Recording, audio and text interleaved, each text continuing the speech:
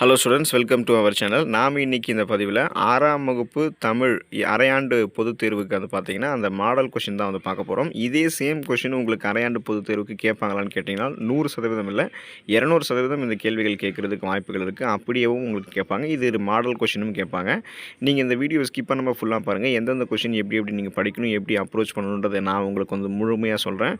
அதேபோல் இப்போ தான் நீங்கள் நம்ம சேனலுக்கு புதுசாக வந்திருக்கீங்கன்னா மறக்காமல் நம்மளுடைய ஸ்கூல் நியூஸ் தமிழ் சேனலை சப்ஸ்கிரைப் பண்ணி சப்போர்ட் பண்ணுங்கள். பக்கத்தில் இருக்கக்கூடிய பெல் பட்டனையும் கிளிக் பண்ணி ஆல் அப்படின்ற ஆப்ஷனையும் செட் பண்ணிக்கிட்டீங்க அப்படின்னா நாங்கள் போடக்கூடிய எல்லா அப்டேட்ஸும் உங்களுக்கு நோட்டிஃபிகேஷன் அடிக்கடி சேரும். மறக்காமல் டிஸ்கிரிப்ஷனில் நம்மளுடைய வாட்ஸ்அப் சேனல் லிங்க் இருக்கும், அதில் ஜாயின் பண்ணிக்கோங்க. ஸ்கூல் நியூஸ் தமிழ் தான் நம்மளுடைய சேனல் நேமு. அங்கே ஜாயின் பண்ணிட்டீங்கன்னா உங்களுக்கு வேண்டிய எல்லா ஆன்சர் கீயும் நோட்ஸும் எக்ஸாம் சம்மந்தமான ரிலேட்டடான அப்டேட்ஸ் எல்லாமே சேரும். வாங்க இப்போ வீடியோக்குள்ளே போயிடலாம். ஸோ இப்போ அரையாண்டு பொதுத் தேர்வுக்காக இருந்தாலும் சரி, அதாவது நம்ம ஒரு முழு ஆண்டு பொதுத் தேர்வு மாதிரி நினச்சி படிக்கணும். தமிழ் நம்ம ஈஸியாக பாஸ் பண்ணிடலாம். அதிக ஸ்கோர் பண்ணக்கூடிய சப்ஜெக்டாகவும் தமிழ் இருக்குது. அப்போ நம்ம முதல்ல மாங்குன்னு எழுதுறதை விட 1 மார்க்கில் ஈஸியாக தமிழில் ஸ்கோர் பண்ண முடியும் இல்லையா? அதனால் இந்த ஸ்க்ரீனில் தெரியக்கூடிய 1 மார்க்கெலாம் நல்லா படிச்சுக்கோங்க. 1 மார்க் பொறுத்த வரைக்கும் இதில் இருக்கக்கூடிய 1 மார்க்கெலாம் எங்கே இருக்குதுன்னு கேட்டிங்கன்னா ஸ்கூல் புக் பேக்கில் தான் இதுக்கெல்லாம் ஆன்சர் இருக்குது. இப்போ பார்த்தீங்கன்னா மாணவர்கள் நூல்களை மேலோட்டமாக கற்க வேண்டுமா, இல்லை மாசற கற்க வேண்டுமா, இல்லை மாசு அற கற்க வேண்டுமா, மயக்கமுறை கற்க வேண்டுமா அப்படின்றதெல்லாம் நம்ம சரியாக எழுதணும். இப்போ பார்த்தீங்கன்னா குற்றமுறை கற்க வேண்டும் அப்படின்னா என்ன அர்த்தம்னா மாசற கற்க வேண்டும்னு அர்த்தம். மாணவர்கள் நூல்களை மாசற கற்க வேண்டும். பிறரிடம் நான் இன்சொல் இனிமையான சொல் பேசுவேன் அப்படின்றது அர்த்தம். உதித்த என்ற சொல்லுக்குரிய எதிர்ச்சொல் என்ன அப்படின்னும் போது உதித்த அப்படின்னா உதித்த தோன்றிய அப்படின்றது அதுக்கு அர்த்தம். அப்போ அதுக்கு எதிர்ச்சொல்லும் போது மறைந்த அப்படின்னு. பழையன கழிதலும் புதியன புகுதலும் வழுவன காலம் வளைய நாளை அப்படின்னு நன்னூல் நம்ம சொல்லும் இல்லையா? ஸோ அப்போ பழையன கழிதலும் புதியன புகுதலும் அப்படின்றது அங்கே சரியான இருக்கும். நிலையான செல்வம் என்னன்றது பார்த்தீங்கன்னா நமக்கு நிலையான செல்வம் அப்படின்றது ஊக்கம் தான். ஸோ அப்படி தான் உங்களுக்கு பார்த்திங்கன்னா திருக்குறள் இது நிலை ஊக்கமுடைமை அந்த திருக்குறளில் ஒரு இது அதுக்கடுத்து நானிலம் என்ற சொல்லை பிரித்து எழுத கிடைக்கக்கூடிய போது நம்ம எப்படி அதை பிரிப்போம், பண்டம் கூட்டல் மாற்று என்பதை சேர்த்து எழுதும் போது எப்படி அது சேரும், இது மாதிரிலாம் நல்லா நீங்கள் படித்து வச்சுக்கோங்க. பண்டம் கூட்டல் மாற்று பண்ட மாற்றுன்னு எழுதுவோம். வீட்டு பயன்பாட்டிற்கு பொருள் வாங்குவது என்ன, இதெல்லாமே நீங்கள் எல்லாம் எங்கே இருக்குது அப்படின்னு பார்த்தீங்கன்னா ஸ்கூல் புக் பேக்கில் இருக்கக்கூடிய சாதாரண 1 மார்க் தான். அப்போ நம்ம ஃபஸ்ட்டு எப்படி படிக்கணும் அப்படின்னா நம்ம அதிகமாக மார்க்ஸ் ஸ்கோர் பண்ணுறதுக்கு முன்னாடி ஈஸியாக பாஸ் பண்ணுற லெவலுக்கு நம்ம முதல்ல படிச்சிக்கணும். ஸோ அந்த மனப்பாட பாட்டு 1 மார்க்லாம் அதில் ஈஸியாக கான்ட்ரிபியூஷன் பண்ணும். ஸோ 1 மார்க் நல்லா இதெல்லாம் படிச்சுக்கோங்க. அதுக்கடுத்து கோடிட்ட இடங்கள் நிரப்புகளில் பார்த்தீங்கன்னா குழந்தைகள் பள்ளியில் ஏற்றத்தாழ்வின்றி படிக்க டேஷ் அறிமுகப்படுத்தினார் அப்படின்னு பார்த்தீங்கன்னா அவங்க சொல்லியிருப்பாங்க. ஸோ அப்போ பார்த்தீங்கன்னா சீருடை அறிமுகப்படுத்தியிருப்பார் காமராஜர். காமராஜரை கல்வி கண் திறந்தவர் என மனதார பாராட்டியவர் யார், இதெல்லாம் நீங்கள் அந்த கல்வி கண் திறந்த காமராஜர்னு ஒரு லெசன் இருக்கும், அதை நீங்கள் படிச்சிங்கன்னா இதில் இருக்கக்கூடிய கொஷின்ஸ் எல்லாமே நீங்கள் எழுதிடலாம்.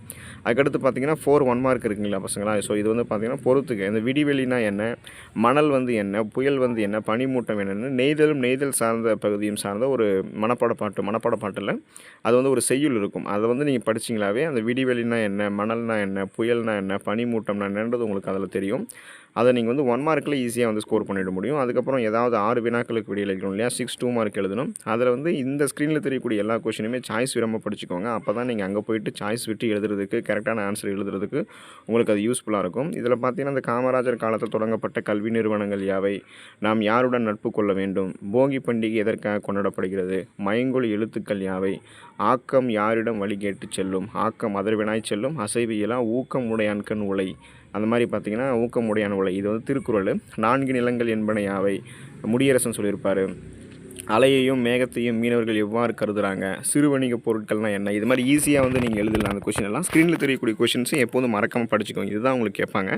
ஏதாவது 3 வினாக்களுக்கு அடுத்து விடையளிக்கணும். So 3 mark. காமராஜனுடைய கல்வி பணிகள் குறித்து எழுதுக, ஆசார கோவை கூறக்கூடிய 8 வித்துக்கள் யாவை, காணும் பொங்கலை மக்கள் எவ்வாறு கொண்டாடுறாங்க, பழந்தமிழர் ஏற்றுமதி இறக்குமதி செய்த பொருட்கள் யாவை, நீங்கள் படித்து என்னவாக விரும்புகிறீங்கள், ஏன் அப்படின்றத நீங்களாகவே அதை எழுதணும்.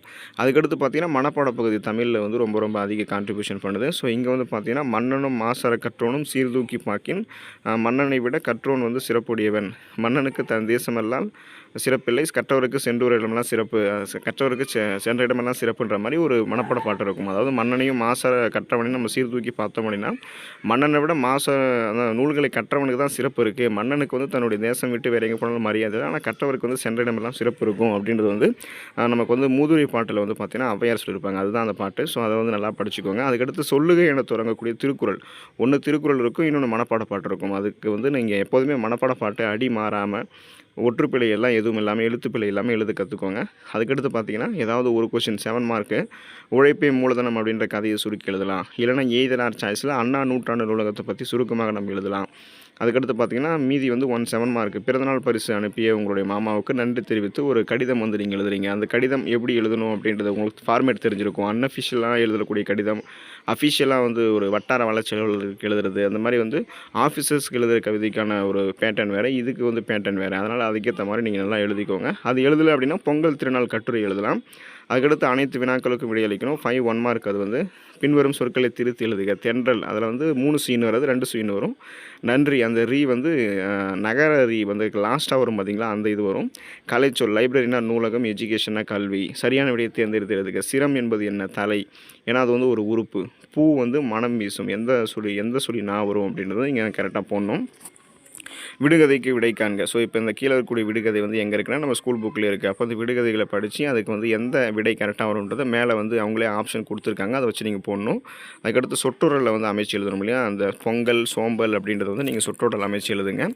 ஈஸியாக வந்து ஸ்கோர் பண்ணிடலாம். அதிக மார்க்கும் தமிழில் ஸ்கோர் பண்ணிடலாம். ஸோ நல்லா படிச்சுக்கோங்க. All the best for your half yearly examination. Thank you students.